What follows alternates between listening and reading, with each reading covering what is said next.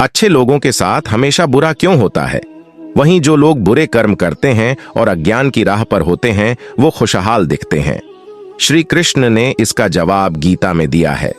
आपने महसूस किया होगा कि जो लोग अच्छे कर्म करते हैं वो परेशान रहते हैं, वहीं जो बुरे कर्म करते हैं वो खुशी से रह रहे होते हैं। अच्छे कर्म करने वाले परेशान होते हैं कि आखिर उन्हें इतनी परीक्षा क्यों देनी पड़ रही है, जबकि जो अधर्म की राह में हैं वो खुश हैं और जिंदगी का लुत्फ उठा रहे हैं। अगर आपके मन में भी ये सवाल आया है तो आज हम आपको इसका जवाब देंगे।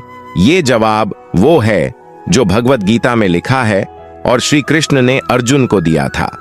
भगवत गीता में वर्णित कथा के अनुसार जब भी अर्जुन के मन में कोई दुविधा होती थी तो वो श्री कृष्ण के पास पहुंच जाते थे।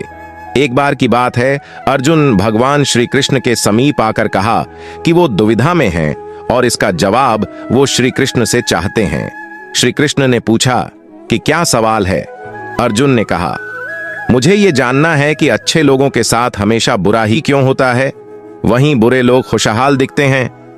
अर्जुन के मुंह से ऐसी बातें सुनकर श्री कृष्ण मुस्कुराए और कहा, मनुष्य जैसा सोचता है और महसूस करता है वैसा कुछ नहीं होता है, बल्कि अज्ञानता की वजह से वो सच्चाई नहीं समझ पाता है।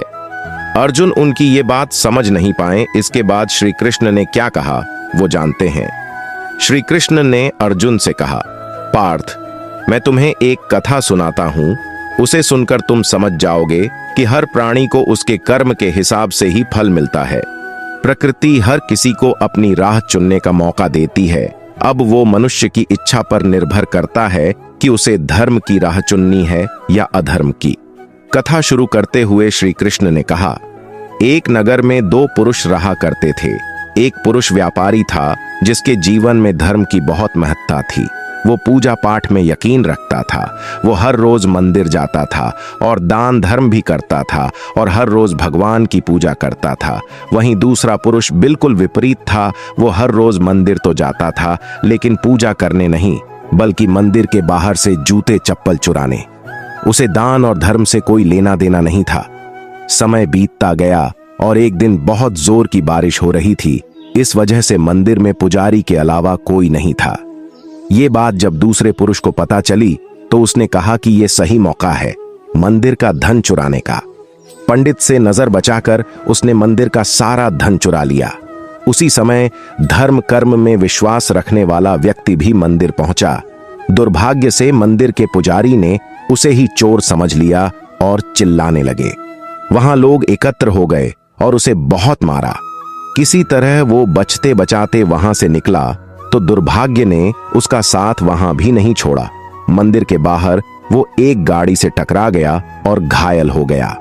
फिर वो व्यापारी लंगड़ाते हुए घर जाने लगा तो रास्ते में उसकी मुलाकात उस पुरुष से हुई जिसने मंदिर से धन चुराया था। उसने कहा, आज तो मेरी किस्मत चमक गई, एक साथ इतना सारा धन मिल गया। ये सब देखकर उसे बहुत बुरा लगा और उसने अपने घर से भगवान की सारी तस्वीरें निकाल दी। कुछ सालों बाद दोनों की पुरुषों की मृत्यु हो गई। मरने के बाद जब दोनों यमराज की सभा में पहुंचे और भले पुरुष ने दूसरे व्यक्ति को देखा तो उसे बहुत गुस्सा आया।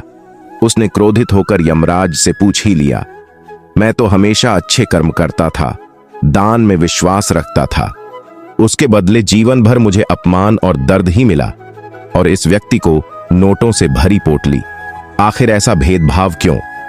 इस पर यमराज ने कहा, पुत्र, तुम गलत समझ रहे हो।